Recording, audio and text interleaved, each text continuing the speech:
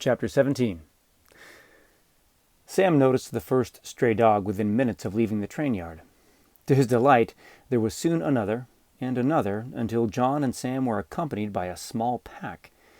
Each mutt was a bit mangled and rough around the edges, and they were all as scrappy and ready to fight as any Sam had seen. But as they followed Sam and John, all had their ears perked and tails wagging. John was still looking very human, or at least he was for now.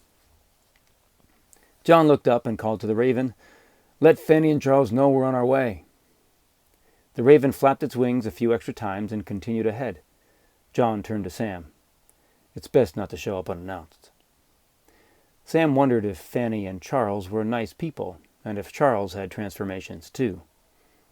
As they tried to stay in the shadows of the city, they would slow from time to time, and the dogs would crowd around Sam and his pelt.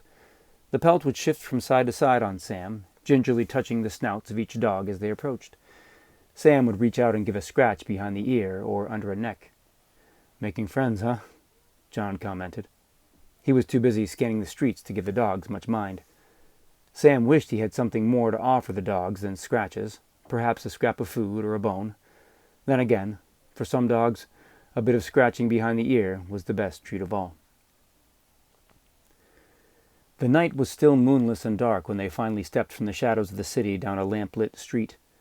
They stopped at a small gate in front of what city folk would consider a modest house, but Sam's country roots told him it was fancy. There was grass in the front instead of dirt or a garden, with stones placed just so to make a path to the front steps. A bright burning lamp stood tall halfway to the house, lighting the way to the ornate door. The raven called out from its perch at the peak of the roof as if to say, "It's about time." At the gate, John held up his hand and all the dogs sat. At the front door, John gave a firm knock. He turned to Sam as they waited for an answer. "You're going to like Fanny," John said. "She always knows just what you need." A well-dressed black man opened the door.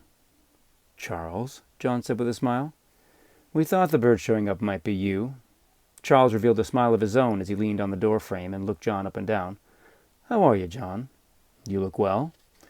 Charles gave a glance to Sam. "And who's this?" "My name is Sam, sir."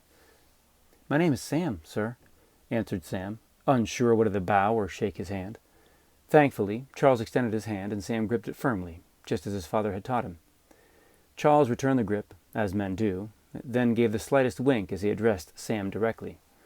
"Well, Sam, I hope that John here hasn't been getting you into too much trouble." "He threw me on a train," Sam answered without hesitation. "Did he now?" Charles turned to John with a bit of a laugh. "Did he throw you off it too?" "No, sir. Jumped off myself. Lost my footing, but the tripping is still better than the tossing." "I imagine it was," Charles replied with a chuckle. "We are still trying to civilize that, John," he added conspiratorially. "Come on in." He ushered them through the door as he held it open and asked, "Will you be visiting long?" "Just tonight," John replied. "You know how these things go. It's hard enough traveling in this skin, let alone the fur. We've got to keep moving while the moving's good." "You're always welcome, John, regardless of how much you're shedding." Once inside, Sam was stunned by a large library to the left of the entryway. His eyes grew wide with astonishment. There were so many books that there was a ladder inside just to reach the top shelves.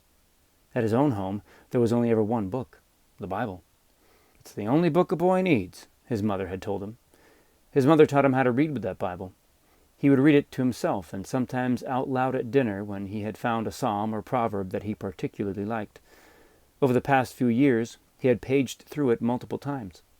While he enjoyed reading about the gardens and whales and the wise men following the star and such, he found a lot of the middle parts rather boring. He had dreamed of having another book to read, but had never had the means to get one. He had glimpsed books here and there through the windows of the plantation, but they were not for him to borrow. Charles noticed the boy's wide-eyed gaze. "You like books?" Charles asked. It took a moment for Sam to finally blink and offer an answer. "I ain't never seen so many in one place before," confessed Sam. "Well, come on then. Come have a look. Maybe I'll let you pick one to take with you," Charles said with a smile. "The next best thing to reading a book is sharing one."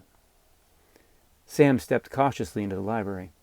All four walls had shelves filled with tomes, some with large printed bindings, others looking simply like carefully folded pages that had been hand-sewn together. 2 armchairs, a writing desk holding a few open books, and 2 lamps took up the middle of the room, all arranged to take advantage of the heat coming from the fireplace. Surrounded by so many wonderful volumes, Sam couldn't believe that only a few hours ago he was sleeping next to a burlap-covered hobo. Now here he was, standing in the refined library of a proper gentleman, dwarfed by more books than anyone could possibly read in a lifetime. Sam reached out and gently traced his finger across the bindings of one shelf, then another. His hand suddenly stopped moving, and he felt the hair on his body rise. His scar felt warm. Sam's finger was fixed to the spine of a book with letters he knew, but words that he didn't. Le Mort d'Arthur. He tilted it, pulled it off the shelf, and held it in his hand. Sam found himself smiling. On the cover, pink flowers grew in a vine around an illustration of 2 men in armor, their heads bowed. Standing in front of them was a haloed figure that looked like Jesus himself. He felt Charles looking over his shoulder. "Have you read this one?" Sam asked. Charles graciously took the book from Sam's hand and gave a knowing glance to John. Sam felt the hair on his body relax. "Of course," he said, gesturing to the room. "I've read everything here except what's on my desk there. Those are next. But your friend John has read all these and then some." "And then some?" Sam asked in astonishment. "Yes, more than this for sure," Charles replied. "For sure," added John. "You must read fast," said Sam to John. "It took me almost a year to read the whole Bible." Not bad," John raised his eyebrows. "But you'll need to read a little faster to catch up to me," he added playfully. "The Bible's not a bad one to start with," offered Charles, "though I can see why it would take a lad a while to get through. Truth be told, it is quite boring around the middle part. Lots of begats." Sam liked Charles already. Charles tucked Le Mort d'Arthur under his arm as he stepped forward to the huge main bookshelf, moving the ladder aside. "You'll read this one soon enough, I'm sure. For now, let's see if there's something a little more befitting a young man your age." Charles looked up and down the stacks of books, scratching his chin from time to time, and finally sighted the one he was looking for. "Ah, this one might be a little more your flavor." Charles slid the book off the shelf. "It's even signed by the author. He and my father were friends." Sam took the book from Charles. The cover was the same dark green of the forests of the South. He turned it in his hands and ran his finger over the gold-embossed H and F on the front. He read the cover softly aloud. "Adventures of Huckleberry Finn." Sam opened the book. There, on the title page, scrawled in a masculine calligraphy were the words, "To Mr. Douglas, yours in word and spirit, Mark Twain." "It's an adventure of sorts. I think you'll like it," said Charles. "Funny enough, the author has your same name, Sam." Sam tilted his head. "It says here it's written by Mark Twain," Sam replied. "Yes, of course. That's his name de plume, his pen name. It's a name that he gave himself as a writer, kind of like a person with a secret. You may even know someone else with a secret or two. Isn't that right, John?" "You're funny, Charles, but Sam knows quite a bit about me already. No secrets." "How much is quite a bit?" "Let's just say we've been traveling both days and nights." Charles arched one of his eyebrows. "Well, it's nice to know you're not holding anything back." Sam was half listening, still looking at the beautiful lettering on the cover of the book in his hands. He handed it back to Charles. "Oh, no. Charles gently pushed the book back to Sam. "Bring it back when you've finished, and you can pick another. Or you can send it down. We've got a few people in Forge we lend to quite often. Matter of fact, I have a feeling John here will be taking a book or two back with him on this trip." Sam stared at the book. He had only just met Charles and couldn't believe he was giving him something so amazing. Sam had hoped for years to read another book, to imagine another adventure, the likes of Moses, Samson, and Esther.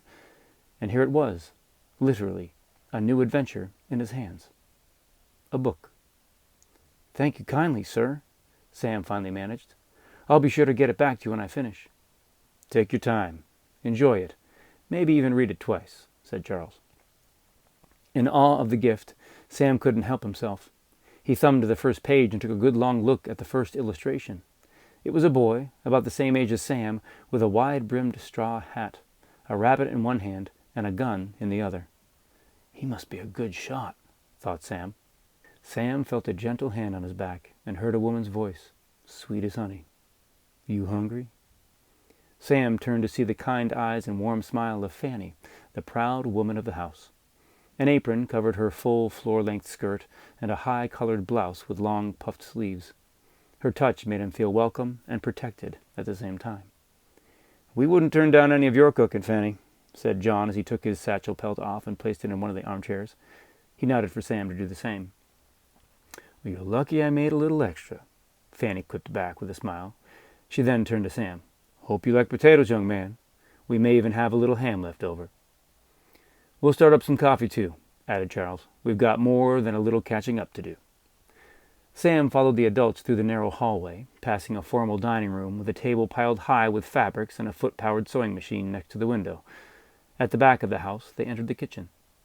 The first thing Sam saw was the ornate cast-iron cook stove with silver edging, easily twice the size of the stove Sam's family had. On one side of the kitchen, a basin with a hand pump sat at the end of a dark wood countertop. Above that, open shelving held a mix of plates, metal cups, cooking bowls, and the like. A well-stocked pantry and icebox took up the other side. In the middle of the kitchen sat a sturdy wood table, stained with love, probably meant for 4 people, but no doubt often seating more. "There's the sink there. Wash up. Go ahead and splash some water on your faces, too, while you're at it. From the looks, I should probably fill the tub for you." "Yes'm," said Sam as he stepped to the sink. "Ma'am?" "Yes," said Fanny. "You've got a pump in the kitchen?" "Yes, child," she responded. "It's a very modern kitchen." Sam had pulled buckets of water and pumped water from a pump at the plantation, but it was always outside. He had never seen or even thought of having a pump inside before. Its spout poured straight into the sink. You could fill a whole pot for soup and never have to leave the kitchen or even touch a bucket at all. He raised the arm of the pump a few times and watched as the water flowed straight into the basin. It was amazing. Charles came over with a kettle. "Can you fill me up?" he asked. Sam gladly pumped until the kettle was full, and Charles took it to the cook stove to start the coffee. Sam finished washing his hands and noticed a small bowl of wrapped candy in the middle of the kitchen table. "What are those?" Sam asked. "Those are sweets," replied Fanny.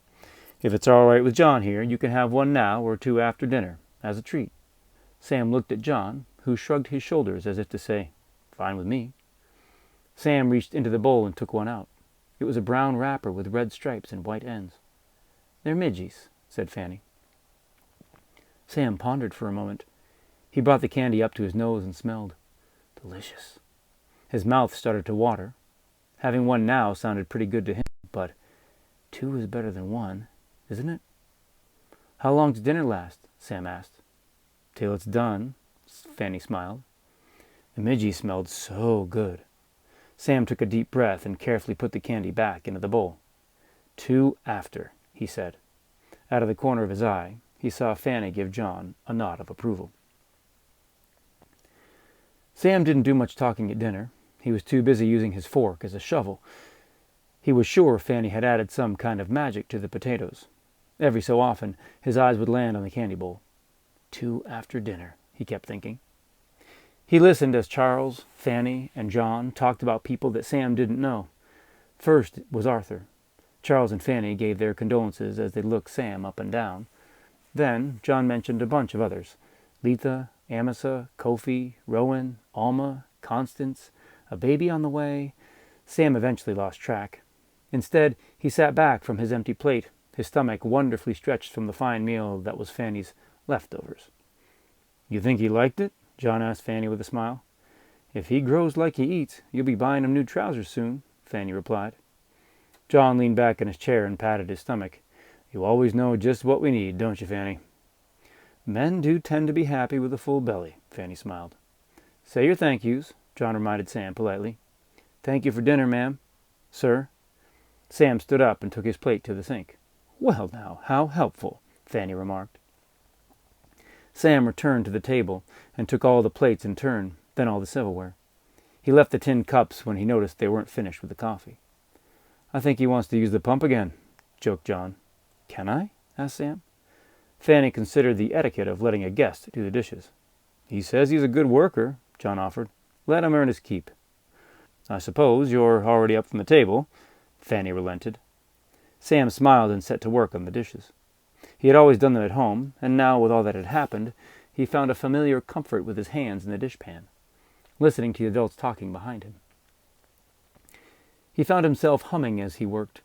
He did the dishes first, then silverware, and lastly the pan Fanny used to make dinner itself.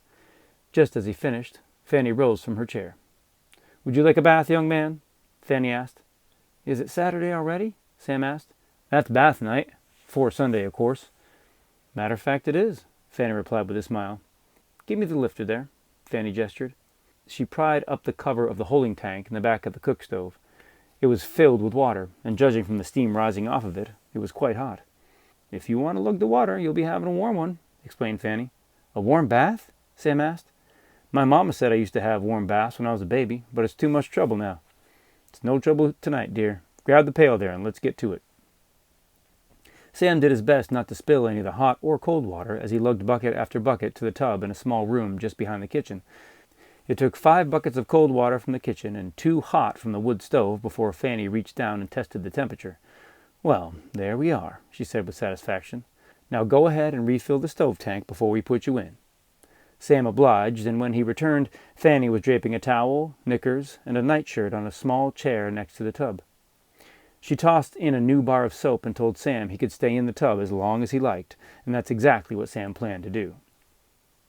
As he eased into the tub, he watched the water rise on the sides and almost spill over. He felt the heat sink in and his whole body relax. "This is just what I needed," he thought. He looked at the scars on both his arm and leg. Thanks to the pelt, there was no pain at all. Funny enough, it was just then that the pelt sneakily slithered under the door of the small room, then inched itself up and pushed a corner of itself over the side of the tub. Sam watched as it tested the water, then slipped all the way in. Before he could stop it, it was under the bubbles, then rising back up to scrub itself against the side of the tub. Sam grabbed the soap and reached out to the pelt, rubbing the soap in.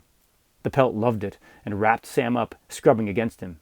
Sam and the pelt were a splashed-up, soapy sight, and in the process actually seemed to get a little cleaner. Fanny knocked at the door, startling Sam and the pelt. "What's going on in there? You best not be making a mess," she playfully scolded from the other side. Sam stared at the pelt and wondered if Fanny knew it was the one doing most of the splashing. "Dry off and put those knickers and shirt on," she continued. "I'll give your other clothes a wash. If I put them in front of the stove, they should be dry by morning." Sam stepped out of the tub while the pelt lingered under the bubbles. He wondered if Charles and Fanny knew about John's nightly changes, and what it meant if they did. Sam figured John wouldn't exactly go around bragging about being a wolf-man-beast. Charles and Fanny seemed to be old friends of John, but should Sam tell them? Sam pulled the shirt over his head, then stepped into the knickers as the pelt finally climbed out of the tub and shook itself like a dog, getting Sam and his new clothes wet. "Ugh," Sam thought as he grabbed a towel once more. Wait, did Charles and Fanny know about the pelt? Finally dressed, his clothes were far too big. Sam rolled up the pelt and tucked it under his arm before holding his pants up and stepping back into the kitchen. "There you are, Sir Sam," said Charles with a smile. "Smelling much better than John here." Sam looked John up and down, thought a moment, then said, "You're going to need a bigger soap." Charles let out a guffaw that immediately spread to Fanny. Even John laughed too. "Lord, when he's right, Fanny managed in between slapping her knee on the table. When John could finally compose himself, he playfully scolded Sam. "Sounds to me like it's bedtime." Sam realized it had been almost 2 weeks since he'd slept in anything resembling a bed. His travel north with John had brought him through woods, fields, streams, and quite a bit of time on the train, but not yet a bed. The thought of it made him excitedly tired. Of course, Fanny said, finally calming herself. She wiped away the tears of laughter with her apron. "Let me show you where you'll be sleeping, dear." Sam held up his 2 big knickers with one hand while Fanny drove him by his shoulders and walked him out of the kitchen. She bent down to speak into his ear. "If ever there was someone needed a bigger soap, it's that man in there," Fanny joked softly as they walked down the narrow hall. Sam smiled. Having Fanny's hand on his shoulders was comforting. Sam was surprised when Fanny led him up a flight of stairs to a small bedroom. While he saw the tall house from the outside when he arrived, he had forgotten that it had a second floor. He realized that this was the first time that he had been in a house where the man and woman of the house were black, and there were also 2 floors. It's funny how you don't notice something until you do, he thought. This is Haley's old room, she said. Fanny moved to the window and drew the curtains. Should help with the draft.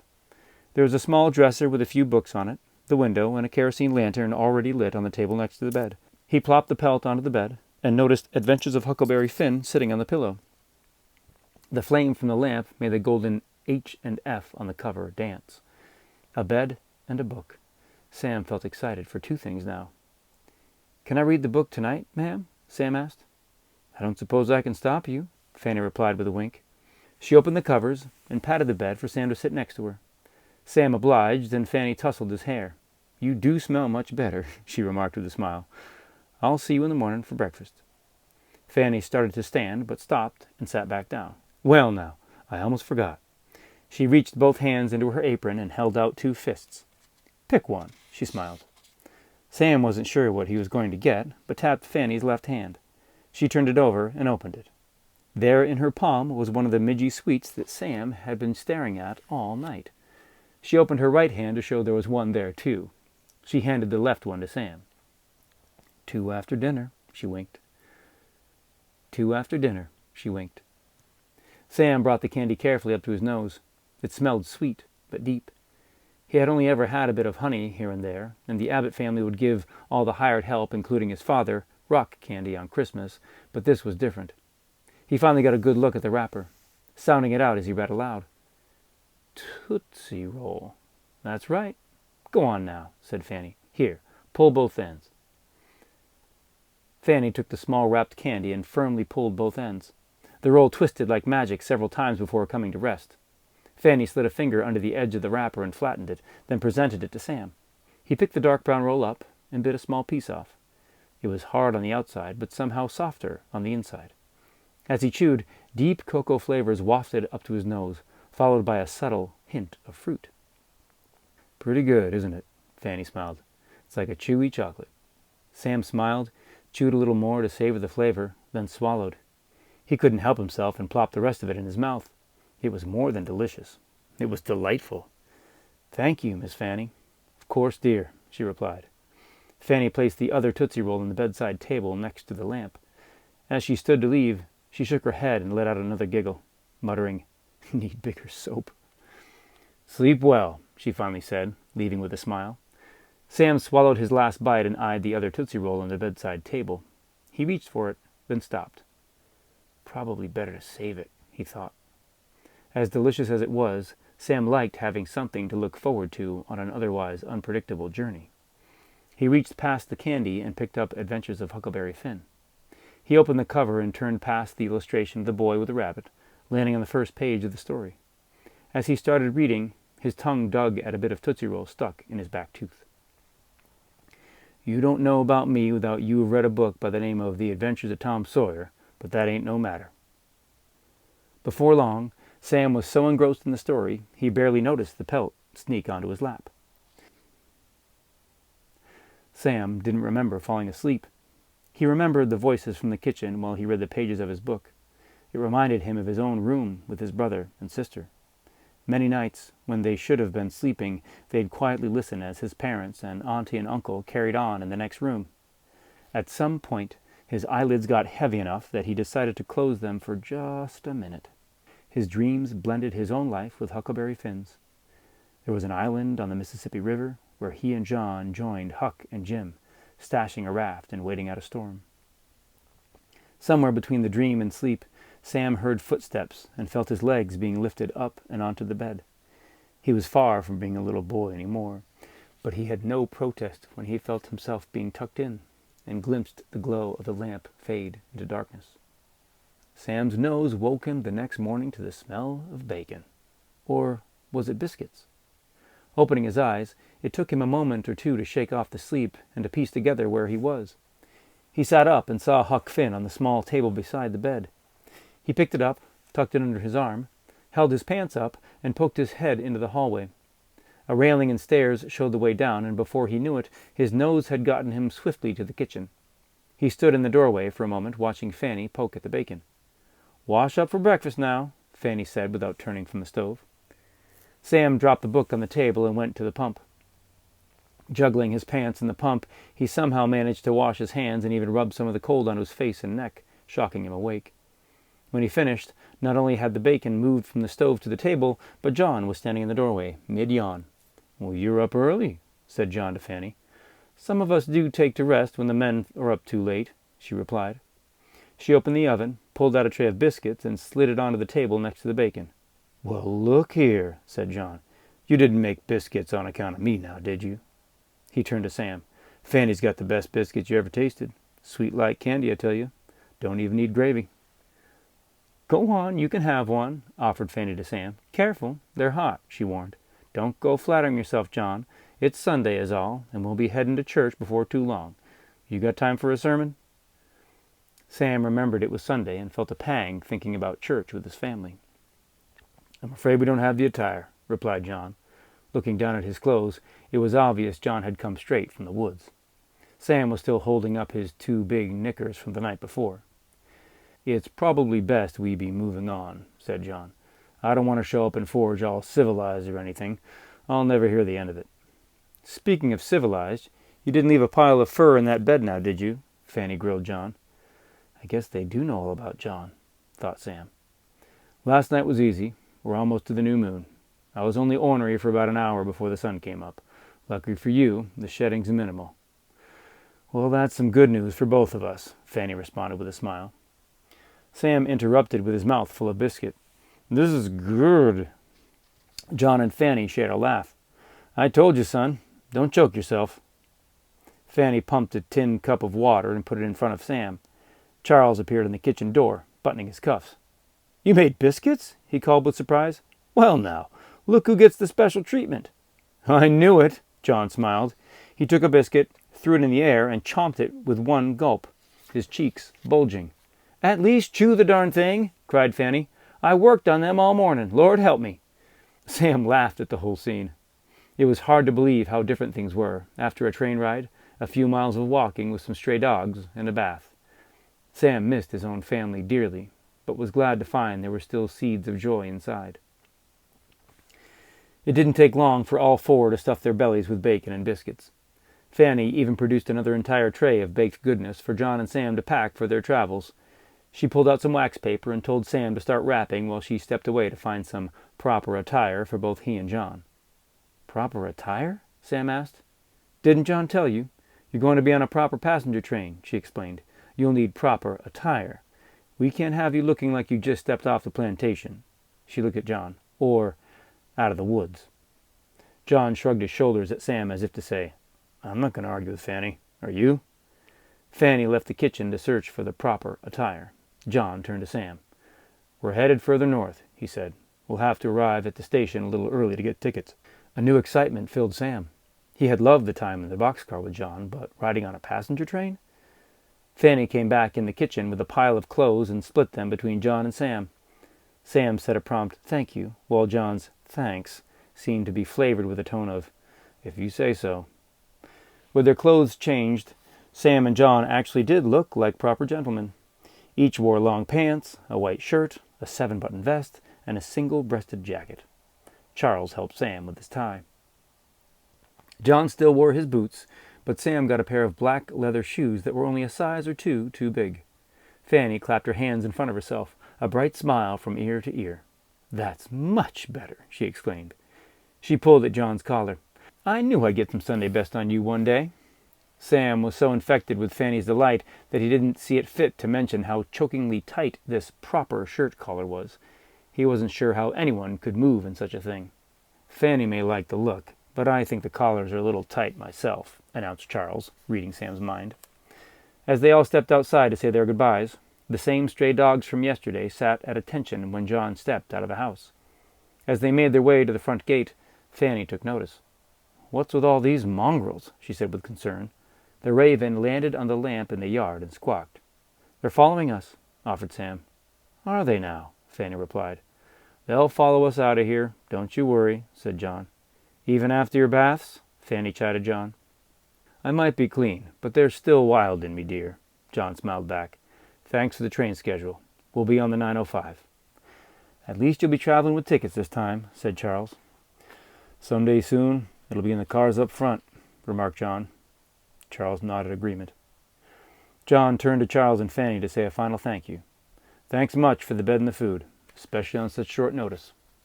Any time, John, said Charles as they shook hands. Then the tall, square-shouldered John pulled in Charles for a hug. It was the first time that Sam had seen one man hug another. It wasn't romantic at all, but deeper in a way Sam could sense, even if he didn't completely understand.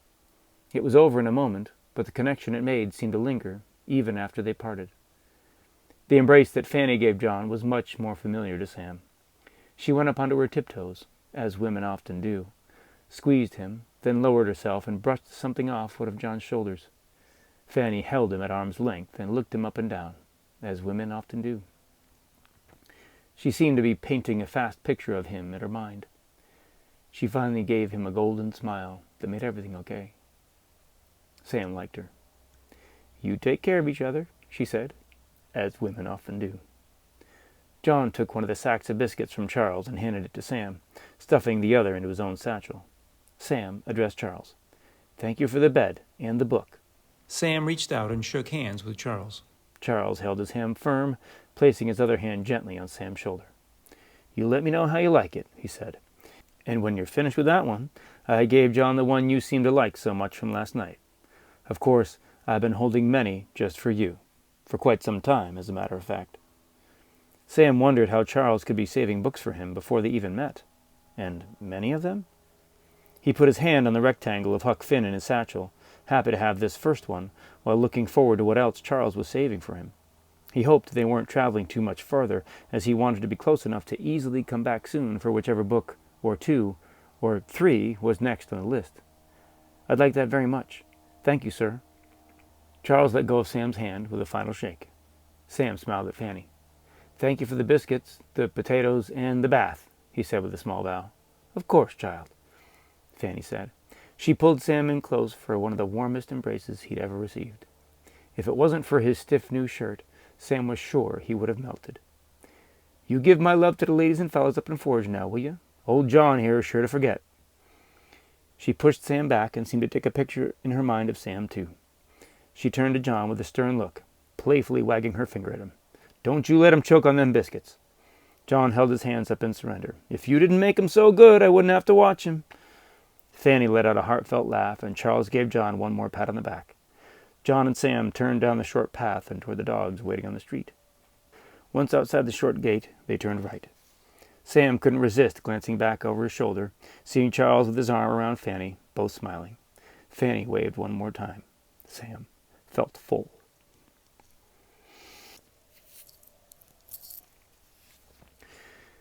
A few blocks later, Sam asked John without turning, How far is it? Only a bit till we get to the station, but still some miles to go before we sleep, said John, and a good few days until we're back in Forge. Forge? Forge, yes. Same as Fanny mentioned. That's where we're headed. Sam had only known that they were going north. To have an actual destination, instead of just a direction, was a little something he could hold on to, even if it did bring up a few more questions. It's nice. You'll see when we get there, explained John, before Sam even had a chance to ask anything. John turned to the dogs that had been following them. That'll do, he said. The dogs all stopped and sat. Off you go, John added, and as fast as they had found John and Sam the night before, they were gone. After a half-hour of walking, Sam and John arrived at Union Station. Its huge arched ceilings made Sam feel dizzy as he looked up, trying to take it all in. Everything seemed light and shiny, worlds away from the dark freight train they had arrived in. Once John got their tickets, they shouldered their way through the crowds, found their train, and looked for their passenger car. They walked the entire length of the train before they found it, just in front of the caboose. John gently shook his head as they boarded the car labeled for blacks only. John encouraged Sam to take the window seat as he stowed their rolled-up pelts in the rack above. John pulled Huck Finn from Sam's pelt and the book Charles had given him from his own. Sam looked out the window to see the last-minute passengers rushing to make their trains. He could almost picture himself as one of the men, with someplace important to be, and some family at home that he worked hard to support. John leaned to see out the window himself. Lots of people, huh? Sam saw a woman dabbing away tears as a young man grabbed a suitcase and stepped toward the train. A young couple, full of excitement and love, held hands as they jogged to their train car. An old man and old woman stood on the platform waving, the old man blowing kisses. The train's whistle blew, and they lurched forward. Just as the train moved, Sam felt deflated as he realized he had left his second Tootsie Roll on the bedside table. How could I forget something so delicious? His mouth watered, but he swallowed his regret and focused at the window, hoping to find a distraction in the city as it passed by. Soon, the passenger platform gave way to the crisscross of train tracks leading out of the station. Resting his book on his lap, he felt something pressing against his leg. He pulled the book away, reached into his front pocket, and was stunned as he pulled out 2 Tootsie Rolls. Just what I needed, he thought with surprise. Sam put one back in his pocket. One for now, one for later. He took it by the edges, then watched with delight as he pulled both ends, and it twisted open. He put his finger under the wrapper and pulled the candy out, just like he'd seen Fanny do the night before. Sam smiled. He bit into it as the scenery clicked by, faster and faster. Sam chewed slowly, savoring every bit. He traced the crinkled edges of the wrapper with his thumb and finger while he settled into a thoughtful silence. Eventually, he took his eyes from the window and spoke to John. "I'm going to find me a girl just like Fanny," he said. A smile slowly worked its way across John's face. "That's a fine idea, Sam. A fine idea."